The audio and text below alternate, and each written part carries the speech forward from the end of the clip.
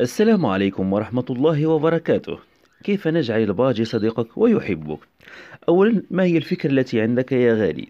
فهناك من يربي الطيور على أساس الإنتاج ولا يكترث للتدريب أو معاملة الطيور بطريقة خاصة، فقط يضعه ينتظر التزاوج ثم الإنتاج إن شاء الله الرحمن الرحيم. وهناك فكرة أخرى وهي شراء الطائر من عند بائع الطيور يكون أصلا هو مدرب، ثم تقوم بالتعامل معه. لكن إذا كان سؤالك يتعلق بكيف تجعل طيورك التي هي أصلا في المنزل صديقك ويحبك، لابد أن تقوم بوضع القفص بمكان قريب منك.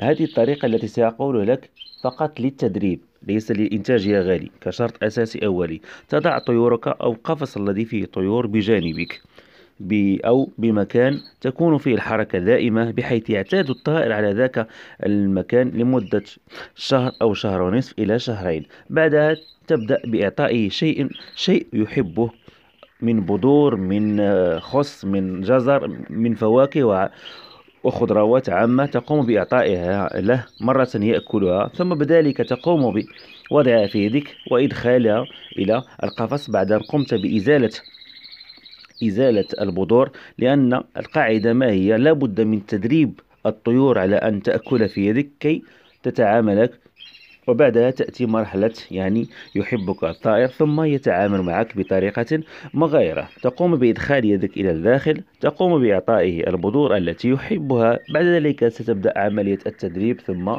عملية محبة الطائر لك. بعدها ستلاحظ سبحان الله أن الطائر بدأ يطير في أرجاء المكان الذي أنت تجلس فيه، مع إغلاق النوافذ والأبواب طبعا، حيث لا تثق في الطيور حتى وإن تدربت عليك وبدأت تأكل من يدك أو من فمك.